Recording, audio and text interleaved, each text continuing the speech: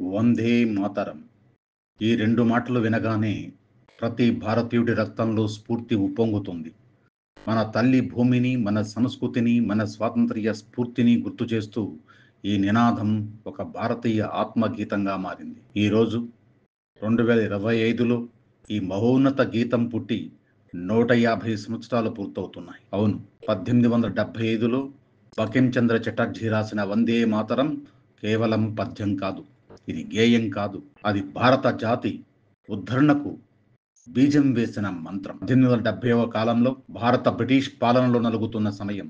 దాస్యపు చీకటిలో ప్రజల నిస్సహాయులై ఉన్నారు. అప్పుడు బకిం చంద్రుడు బెంగాల్లో ఒక అనామక అధికారిగా పనిచేస్తూ ఉన్నాడు. కానీ అతని అంతరంగంలో మాత్రం బ్రిటిష్ వారిపై విరోధం అనే మంటలు రగులుకున్నాయి. మన తల్లి భూమి ఎందుకు బంధించబడింది? ఆ మంటే ఆనందమఠం అనే నవల రాయడానికి ప్రేరేపించింది. ఆ నవలలో పుట్టింది భారత జాతి గేయం వందే మాతరం. మాతృభూమికి నమస్కరిస్తాను అర్థమున్న ఈ 2 మాటల్లో ప్రజలు స్వాతంత్ర్య స్ఫూర్తిని, జాతి గౌరవాన్ని, త్యాగ సిద్ధాంతాన్ని చూడగలిగారు. 19వ శతాబ్దం చివరి నాటికి వందే మాతరం ఒక స్లోగన్గా మారింది.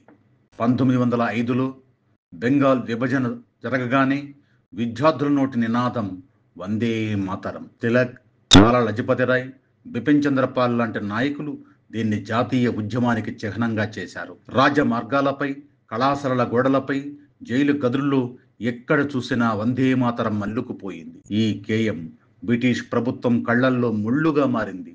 దీన్ని పాడడానికి నిషేధం విధించారు. కానీ ప్రజలు భయపడలేదు. 1905లో రవీంద్రనాథ్ ఠాగూర్ వందే మాతరంను స్వరపరిచాడు. ఆయన స్వరంలోనే ఇది మొదటిసారిగా కాంగ్రెస్ సెషన్లో పాడబడింది. ఆ క్షణం నుంచే ఈ గీతం భారత జాతీయ ఉద్యమానికి చిహ్నంగా నిలిచిపోయింది. సంగీతం, కవిత్వం, భావం మూడు కలిసిన స్ఫూర్తి మంత్రం ఇది.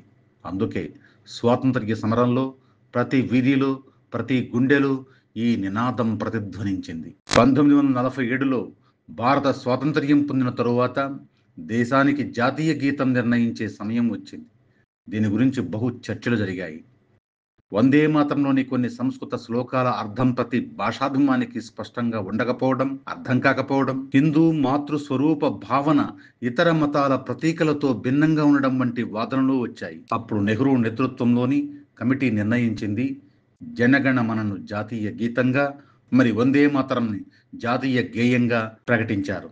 ఇలా 2 గీతాలు భారతదేశ గౌరవ చిహ్నాలుగా విలసిల్లాయి.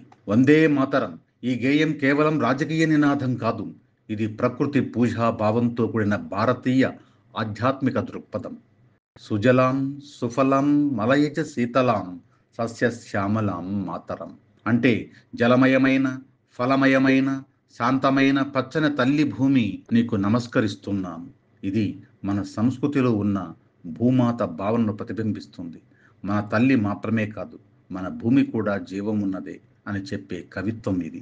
అందుకే ఇది కేవలం దేశభక్తి గేయం కాదు, పర్యావరణ పూజకు కూడా ఒక మంత్రమే. నేటి తరం కోసం వందే మాతరం ఒక అమూల్య పాఠం.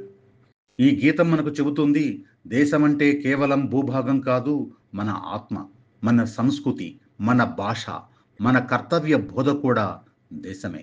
స్మార్ట్ ఫోన్ యుగంలో కూడా ఈ 2 మాటలు మనకు ఆత్మగౌరవాన్ని గుర్తు చేస్తాయి.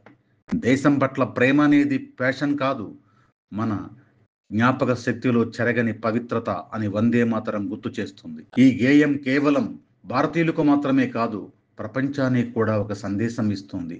తల్లి భూమిని పూజించు, ప్రకృతిని గౌరవించు, నీ మూలాలని మరువకు. ఇది ఎకో నేషనలిజంకు ఆది బీజం.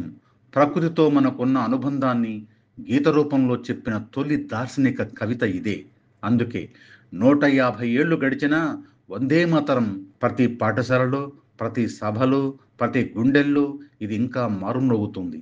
ఏ రాజకీయాలకి, మతాలకి అతీతంగా ఇది మన దేశభక్తికి నాడిగా నిలిచింది. వందే మాతరం.